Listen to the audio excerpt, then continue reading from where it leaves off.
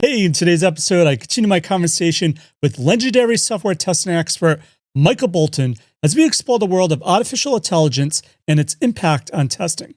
Now, I know I tend to have a lot of real pro AI testing experts on the show. And a lot of people say, hey, Joe, enough is enough with AI. So I wanted to give another point of view to balance things out. And I can't think of anyone better or more perfect to do that than Michael Bolton. So, is AI truly the revolution it's marketed to be? Well, Michael cuts through all the hype and reveals what he thinks these tools really are.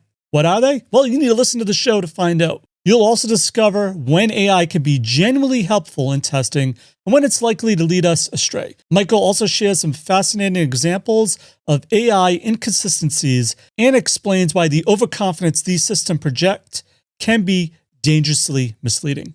So whether you're concerned about AI replacing testers or looking to incorporate these tools into your workflows responsibly, this episode provides the critical thinking frameworks you need. So stay tuned for part 2 of my conversation with Michael Bolton. Hey, before we get into it, quick word from our awesome sponsor for this episode. Hey, let's face it, test automation with traditional code-based automation tools require high coding proficiency, excluding non-technical team members from the testing process. Steep learning curves, high test maintenance, and the need for skilled resources and infrastructure setup are other significant challenges. As a result, QA teams are forced to limit automation to critical applications, leaving significant gaps in automation coverage. So what do? Well, introducing BrowserStack low-code automation. It's a powerful end-to-end low-code testing platform built upon best-in-class BrowserStack capabilities that lets anyone create automated tests in minutes without coding expertise. With their intuitive test recorder, you can create your first automated tests with ease. Simply interact with your application and capture complex actions like hovering, scrolling, file uploads, etc., and generate test steps with meaningful, human-readable descriptions. Timeouts are intelligently configured for each test step, ensuring stability without manual intervention. Visual validation ensures specific UI elements appear correctly, improving accuracy and test stability. But here's the interesting piece. Their low-code automation tool is powered by AI.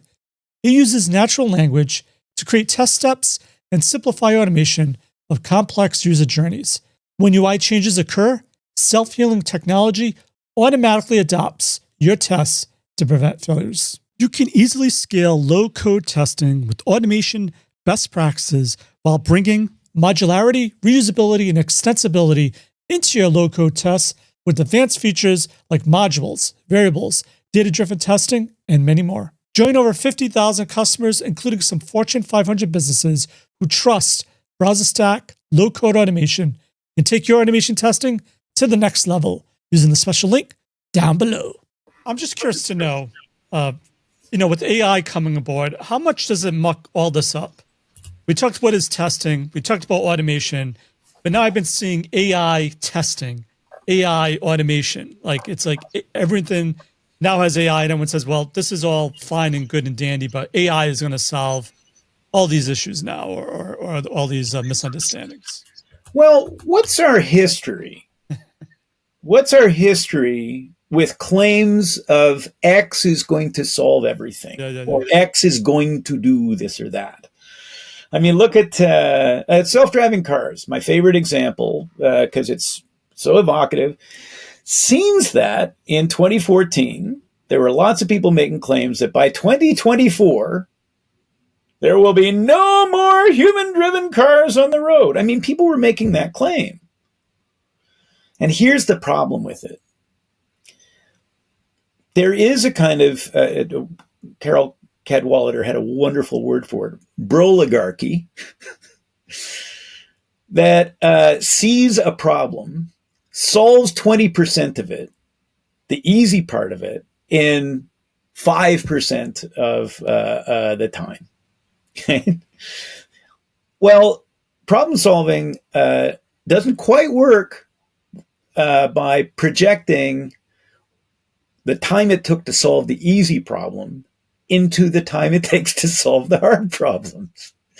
The hard problem is with self-driving cars is that self-driving cars driving is not the business of keeping the car in between two lines on the road. That's the easy part to solve. The problem is not keeping the car from hitting a car immediately in front of it when the car immediately in front of it stops. That's a problem, and that's got to be solved, and enormous steps were taken for quite a while in solving that problem. But what people who are fascinated by technology often forget is that technology is always an extension of ourselves, an extension of us. And what is driving? Driving is not a mechanical activity. Driving is a cognitive and social activity wherein lots of stuff depends on communication between drivers. Lots of stuff depends on things that drivers do that involve things other than operating the steering wheel and the brake pedal. Maintaining situational awareness, communicating via both behavior and a gesture and so on with other users on the road. Working out, as we're incredibly capable of doing. Humans are just amazing this way, and machinery is terrible at it, working out people's intentions. So what they focused on was, once again, as Harry Collins would point out, they're focused on the behaviors of driving and not the actions of it, right? The behavior plus intentions. When it comes to AI, there's a bunch of different problems that come up. First is AI is a marketing term, not an engineering term. Because any kind of reasonably sophisticated software can be marketed as AI. If we think of intelligence in terms of something that takes in some kind of a sensible data, the data that we can take in with our senses, and then processes it somehow, applies decision rules to it, and then produces an action. So the example I like to use is Shazam. You know, Shazam, the music software. You hold it up to the speaker in the pub, and what's that song? And it tells you what the song is, and you think, wow, that's amazing. How clever it is. How smart it is. Well, you can market that as artificial intelligence if you wanted to. It'd be nobody stopping you. Mm-hmm. In 2018, I was working on a particular kind of artificial intelligence, pattern recognition in brainwaves for people who were unable to speak or unable to gesture. What this thing did was it, through a band that you wore around your head and sensors attached to the band, it would read your brainwaves and try to figure out which of 6 or 8 blinky lights that you were looking at on a tablet or a phone screen. Cool. And then a bunch of techniques would be applied to that data collection. And through programming that was selected rather than programming that was intentionally designed, that's how machine learning works. Essentially, you throw a zillion different possible candidate programs or candidate algorithms at something, and then you choose the one that fits the data the best.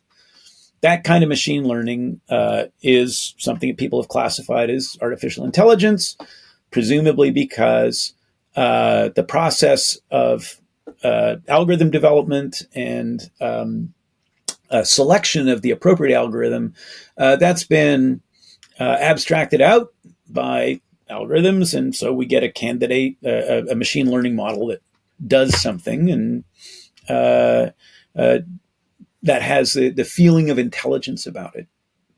And then we come up with these things that generate long strings of text, stochastically, probabilistically, and from that, we look at these things, which are models of, literally models of how human speech would go. And then we look at that and we say, wow, that looks a lot like human speech. Our brains say it must be intelligent. But our brains are wrong because we know how these things actually generate text. They generate text probabilistically based on training data. And sometimes that gets refined a little bit by various kinds of tuning and feedback and assessment or assay of this stuff that users supply. Is it what you were looking for, thumbs up or not, thumbs down, and stuff gets refined that way. But it's still just spitting out text. One of the things that we have worried about is that risk, the risk that what we see, which is very legible, once again, and which is really seductive, is not right.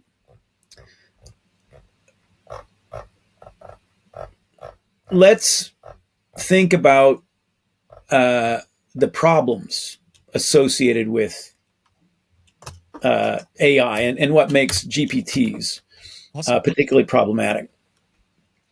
The first thing is that they're algorithmically obscure. They're not written by intentionally and socially aware people. A machine learning model is generated and selected by various kinds of algorithms. And we don't have the source code available. So that we don't, if it's producing unhappy output, we don't know exactly why. It's really hard to trace back through layers and layers of backpropagation and data upon which it's acting. That interaction is really, really hard to trace. And by and large, we're unable to do that in any kind of reliable way. So what this means is that the product isn't certainly not easily checkable. Okay? There's an obscure relationship between the input and the output. We don't know about the details of the process by which that's happening. So that's one kind of problem. Another kind of problem is that when we retrain the model or try to fix it in some way, we don't know the effects that retraining is going to have. By changing the weights in a large language model, we don't know how the change of one weight is going to affect the changes in all the other weights because of the phenomenally complex interactions between these things, where we need huge farms of servers to process all the linear math that goes into those sets of relationships that spit out a string. So we can't fix them. We don't know how they work on a low level, and therefore we can't fix them, and therefore they're vulnerable to regression kinds of bugs where it gets better in one way, but it gets worse in another way. On a social level, one of the problems we're facing is that there are claims of these things thinking like humans. There's very great excitement about how good the output looks, and that causes people to turn what might otherwise be reasonable desires into wishes and fantasies. So anything that works great in one context or appears to work in one context is vulnerable. So we have to experiment with it really thoroughly. Another thing that is challenging about these things is that we are inserting them into places where humans once fit. We're trying to put them into the human social order. But these things are not themselves social agents. They're not brought up like people. They don't have responsibility like people. They don't feel responsibility They are not social agents, but they look like they are. And so we anthropomorphize. Not only do they look like they are, by the way, they'll say all kinds of stuff to seduce us into believing that they care for us. Apologies for any confusion, right? Or sure, I can help you with that. Well, that's very nice, but it pulls psychologically on us in ways that cause us to read stuff in that's not there. Or builds trust where it shouldn't be built. Well, yeah.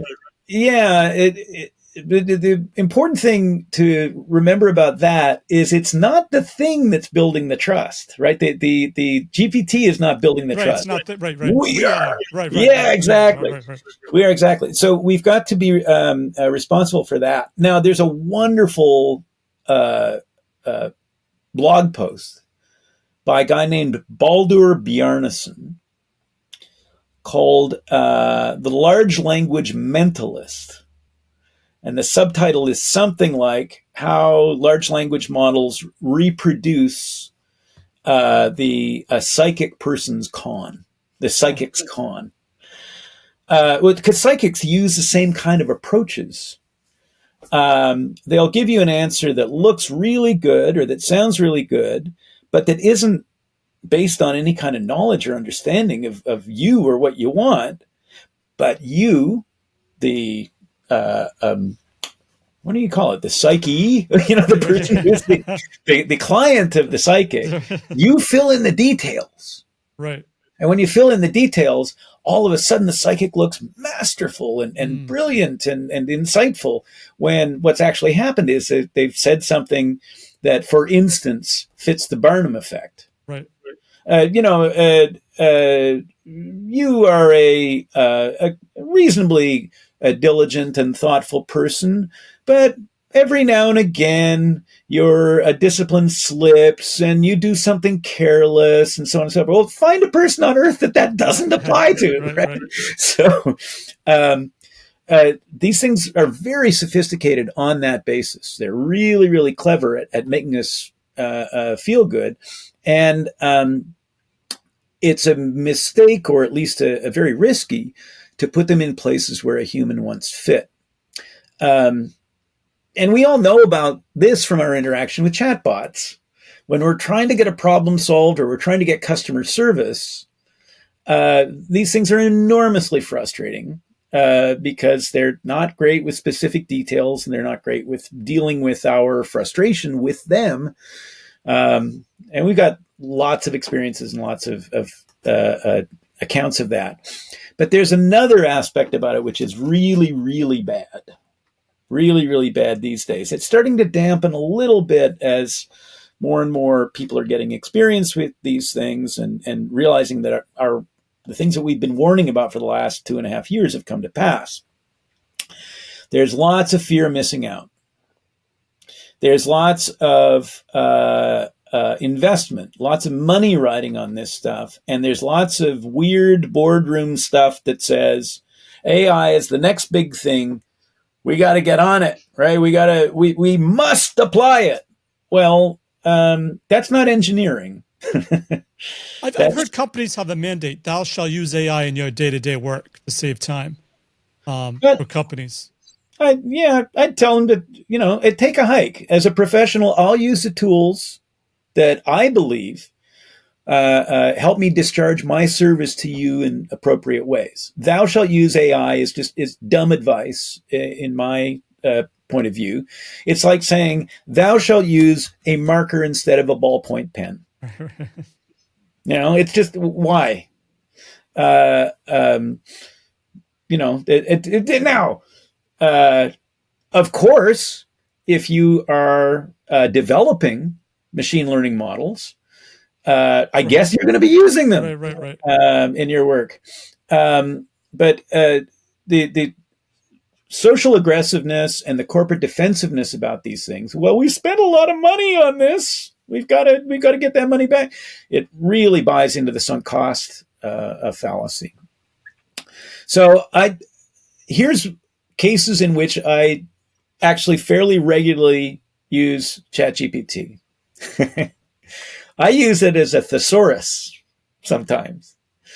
Sometimes I ask the bot, can you, this, because this is something it should be really great at, right? It's a large language model. It's got thousands and thousands of instances of people using this stuff.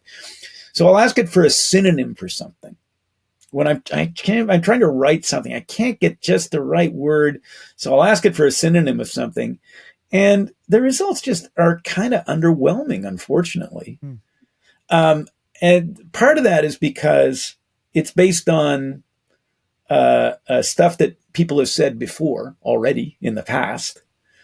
And it's probabilistic in that way. So the competition between a large language model and a thesaurus, it's best 50-50. Usually looking something up in a thesaurus is a wiser approach. If I'm doing something in testing work that requires me to write a very short body of very simple code that is easily analyzable and where risk is low. I remember one thing recently where I wanted to make a change to a whole bunch of PowerPoint slides. And I've got code somewhere that iterates through a body of these things, but I was too lazy to look it up and to revise it. So I asked ChatGPT for it. And on the fourth or fifth time, it got it right. But it's actually a wash to determine whether I would have done better just going back to the code that I'd already written to do this stuff and reapplying that, taking out the special casing that was in it or something. So yeah, I just want to make sure though. A lot of times people think you're against automation. You're not. You use it in the right place when it makes sense. So when can you use it? I use AI all the time. I use it to take pictures of the calories of ingredients of things, say which one is healthier. Or even if I go to a restaurant and I don't know what the dishes are, I take a picture of it and say, hey, what does this mean? And it gives me good results. So as a tester, are there any cases that you could see that it can help you? Okay, well, that's one nice example. One of the things that I actually, an AI-based application that I really liked, I think it's called Picture This. When you take a photo of a flower, a particular kind of flower in a botanical garden, which my wife is especially into. I remember using this thing for the first time in Butchart Gardens in near Victoria, BC, not Vancouver. And it was pretty good, so it seemed, at recognizing certain kinds of flowers and identifying them. Here's the thing, though. Nothing in particular was on the line there, right? There's no risk involved. So I want to show you, first of all, I'll give you a set of things whereby I say, go ahead, use large language models or use machine learning models if you like in these kinds of circumstances. One, I could do this as a build. Would you prefer that I do it as a build? Or instead of just blasting a list at you? Yeah, that'd be better. Probably. Okay, well, let's do it. Or it doesn't. It doesn't matter that much. Well, let's do it this way. Okay. Start, and then change those all to on-click. And there we go. So when can AI in one form or another be okay? Well, first of all, if you use the output for inquiry rather than control, we said the same thing about metrics for years and years. If you're using it to help you frame better questions, to give you something where, let's think about this in a slightly different way, then it's pretty safe. It's okay for that. When the output is used for discovery and analysis rather than for pushing aside responsibility. If it's used to, for the purpose of delegating a decision to machinery, nuh-uh. Not playing. But when it's used to help us, as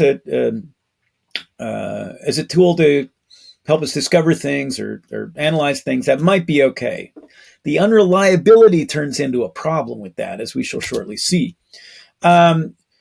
In general, the simpler the model and the more constrained the set of features, that is the if you like, the not the hyperparameters, but the actual parameters, the things that it is processing, when that's relatively speaking constrained or low, you're probably on safer ground there.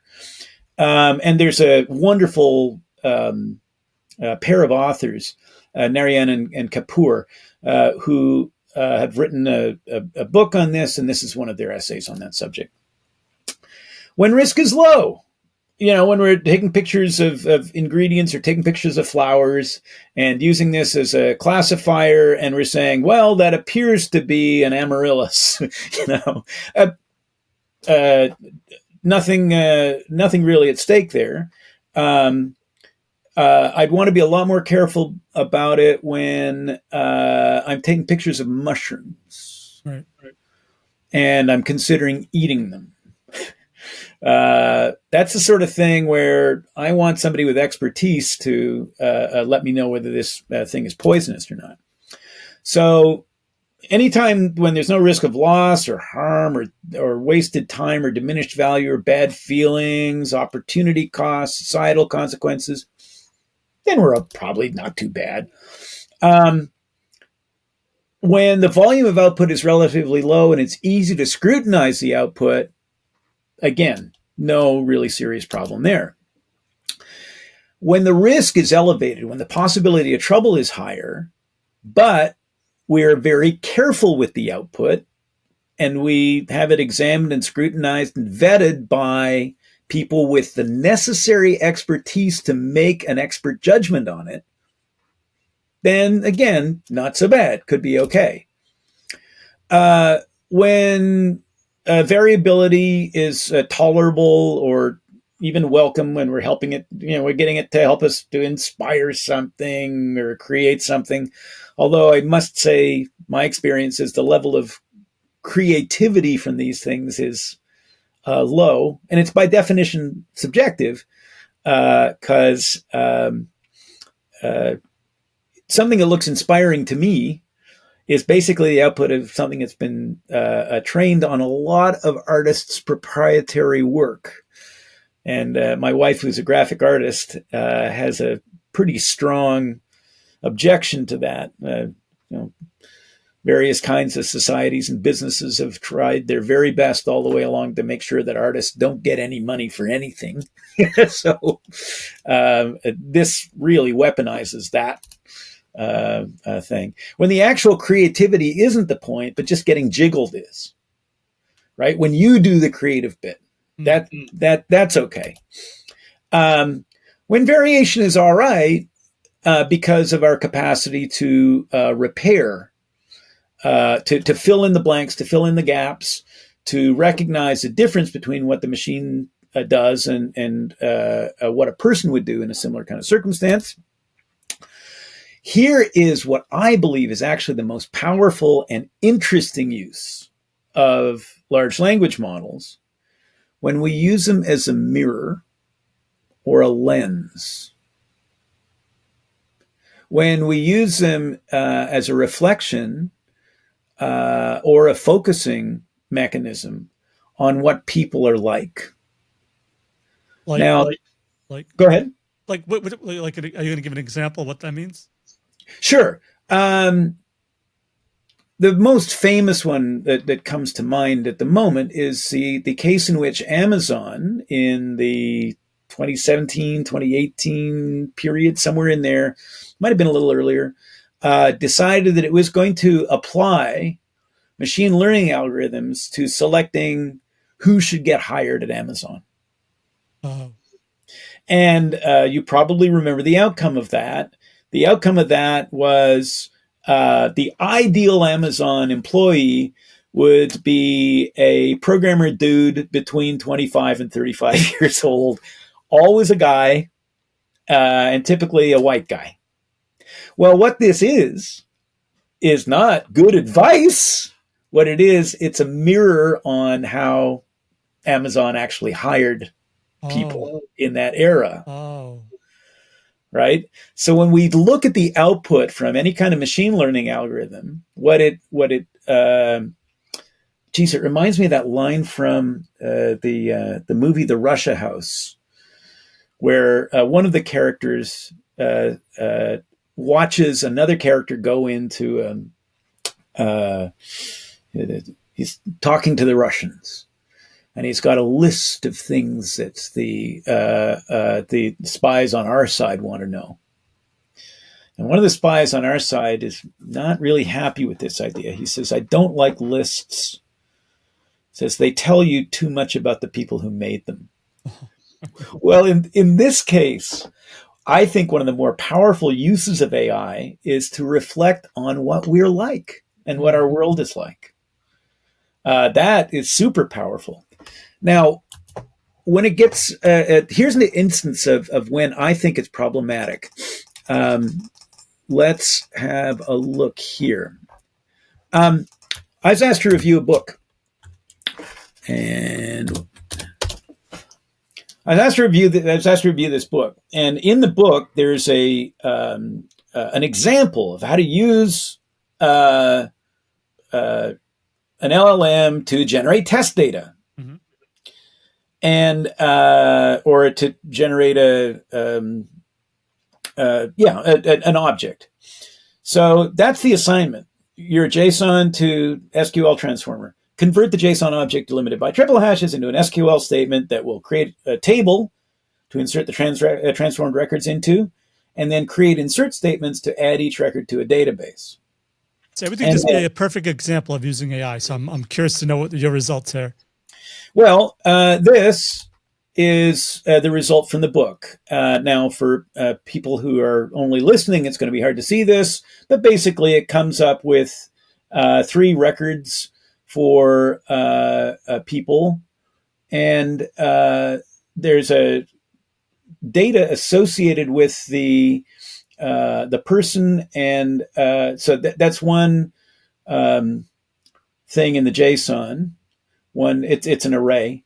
So there's an array of 3 people, and 2 of them have additional needs. So I took that exact prompt, and what I saw was 3 different, there's one from the book, and I did 2 trials of this using the exact same prompt. And what we see are some pretty interestingly significant differences between each one. For instance, in the book, the first name and the last name are characterized as varchars, and of 255 characters each. In my first trial, it's 100 characters. In my second trial, it's 50 characters for each of first name and last name. The total price field in this JSON in the book and in my second trial, these are decimals with 2 decimal points. In my first trial, though, it came back as an integer.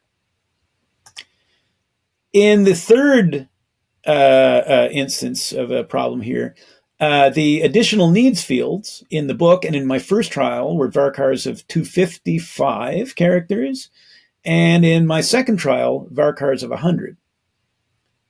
Now, this is sort of interesting because when we get down to the actual insertion of the records, this is what happens. In the book, it provides the data to this total price field as a decimal with 2 digits. In my first trial, that's what happened in the book. In my first trial, it provides an int value into an int field. In my second trial, it puts an int value into a decimal field. Interesting. Now, is this a problem or not? my SQL is a little rusty, so I don't know how it would accept that or if it would filter it and reject it. But my more important point here is the level of inconsistency we're getting in the test data. Our experiences with machine learning models in general suggest that if your output is of a certain length, it starts to go bad. It starts to get worse and worse and worse. More variable, more consistent. And by the way, that doesn't improve in any kind of consistent way between one model and the next, even when those models are supposedly incremental versions of the same thing. So O1 and O3 in the ChatGPT family, in the OpenAI family of models, those things have varying degrees of success and accuracy. But one consistent thing we've noticed is that when your output gets longer, the error rate gets higher. Isn't this a great example, though, of AI assistants where you do the thinking? You don't trust the output. You look at the output, looks good, and you fix it like you did and say, okay, it got me started. Like it's a starter, and then I applied my thinking, knowing that it's not a thinking output. I don't know if that makes sense, but that would be great if we did it thoroughly and reliably and consistently and from an informed perspective. Yep. It would be really easy for me as somebody rusty in SQL to get lulled. Yeah, to get right for us to fall asleep. And these things, if they're nothing else, they tend to be very reassuring. Yeah, right. They tend not to be very to prevent their own skepticism. And there's a report that I saw. I guess it was a LinkedIn post today, but it's based on a report from a week or two ago, where one AI company was looking at, I think, the O3 model and noting that a lot of what it said was simply untrue in terms of, well, what did you do to get this result? Well, it says, I created a Python program to create this result. Did you run it? Oh, yeah, absolutely. I ran it. Okay. Let's see the code then. So it spits out some code. And I think it's a code for factorizing a 512-digit prime number. Or something. It's something of that nature. Anyway, it's got a routine that starts, I think, with the first 10,000 prime numbers and tries to, an easy way of deciding that this number is non-prime is if one of the first 10,000 primes goes into it, then that number is non-prime. Well, it turns out that it gives it this long list of the program that it ran and the output that it got.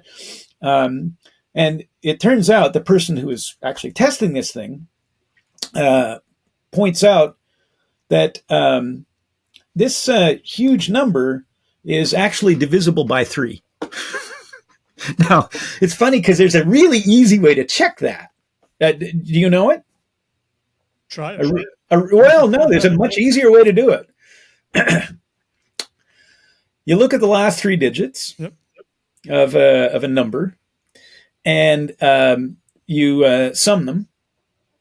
And if the result is a 0, you sum them and divide by 3, and you keep doing that successively. So, for example, if the numbers are, let's see, is 999 divisible by 3, sum it.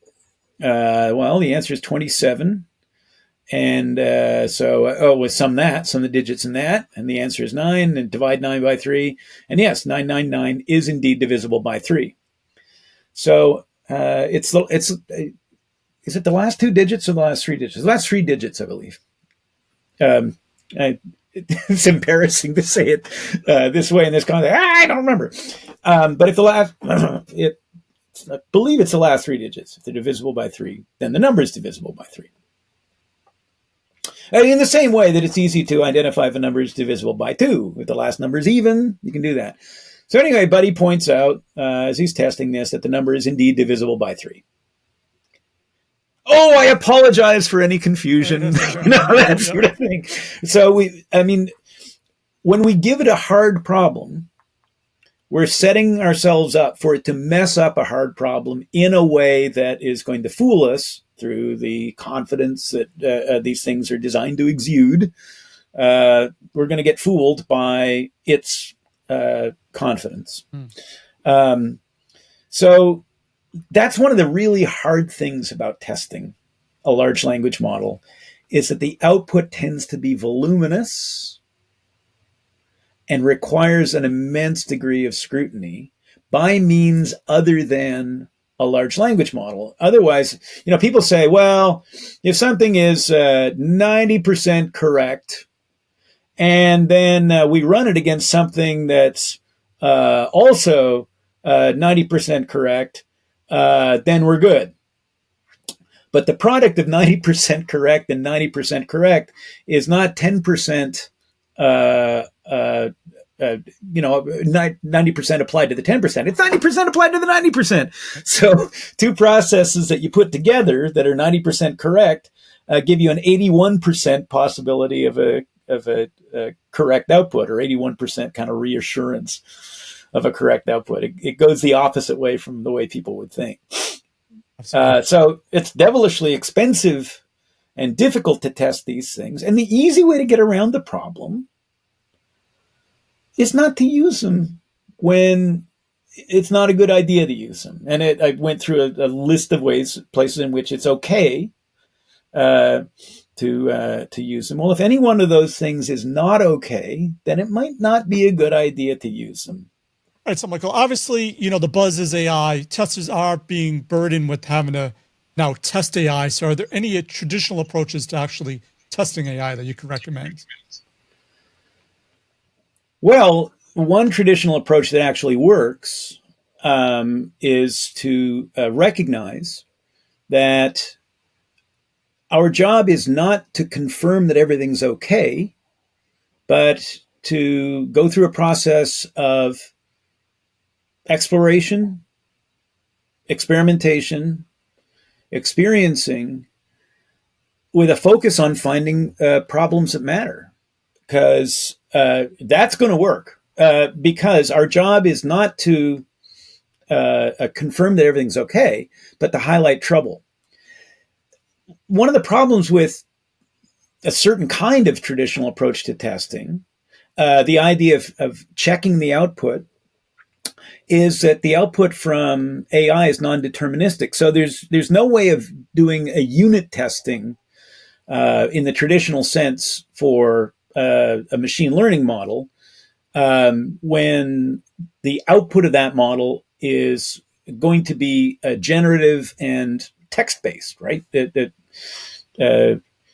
You can't do a unit check on something unless you ask it to produce stuff in a very, very specific way in a JSON. Then I guess you could output the unit check from the JSON.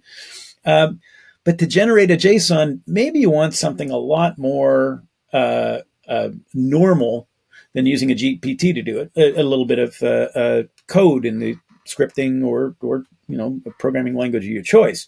But unit testing isn't going to work for that. The kind of testing that's in what we would refer to as the discipline frame of testing, the low-level programmer style stuff. There's no low-level programmer at work here, no conscious one. So that stuff isn't going to work. And it's not enough to show that the machinery can work, because people are going to fix up, they're going to repair in their minds the output from it. So anything that's based on determinism or precision or something that's not generated in a much more free-form kind of way, like LLMs generate free-form text. They generate JSONs too, and those JSONs are checkable, but not the lower-level process of the data creation, that sort of stuff. You got to you've got to look at the output, you've got to examine it, and you've got to, if you've got a program, you've got to test that coming out of a GPT. I mean, if you've got a program coming out of a GPT, you've got to test it carefully and review it and look for problems in it. Otherwise, you'll miss those problems. What we perceive of as a magic trick, when we see a magic trick and we have this perception that something magical happened, that's not actual evidence of magic, right? We're filling in the stuff that provides a magical explanation for it. And then another general thing is that just because we don't understand its behavior it doesn't mean it's intelligent. A lot of the time we say, well, we say somebody's intelligent. We don't know what intelligence is. We don't really understand what intelligence is, but if something appears to be intelligent, then we infer that it's intelligent. But that's actually kind of risky because of the magic trick phenomenon. Something that appears to be is not necessarily what is. However, I guess I could say that automated checking isn't going to work very well for LLMs, but the processes of using tools to help us analyze results, to help us investigate results, to search, sort, filter, parse data, those things are all still available to us as helpful. Nonetheless, the volume of stuff that's coming from an LLM and its inherent variability is going to make that work hard, which actually is kind of fine with me. I like that kind of hard work. There's some people, though, who just want that stuff to go away, and I've got sad news for them, unfortunately. Absolutely. So Michael, it almost seems like it's going to make there's a need more for testers. A lot of people say, am I going to be replaced by AI or all this? It sounds like not only are you not going to be replaced, with all this code being generated, all this GAC, it's going to make testers even more important. So along those lines, if someone wants to learn how to be a tester, as we defined it in this episode, how can they learn more? I know you have a bunch of stuff on your website. You do a lot of training on rapid software testing. Where can people find out more? Well, my website is developsense.com. I would also point people to James's website. He blogs a little less than I do, satisfice.com. We offer classes both online and in person. For public classes, I do the live ones, the in-person ones, and James does the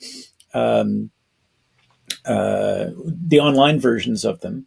And he runs those fairly frequently. So watch his site and the rapidsoftwaretesting.com website for those things. For in-house classes, if you're at an organization that's got a crew of testers that you want trained in the rapid software testing approach, James will do it online. I will do it online or in person, depending on what you want. I love in-person work. To me, it's so much more engaging and interactive in ways that I think are really important to preserve.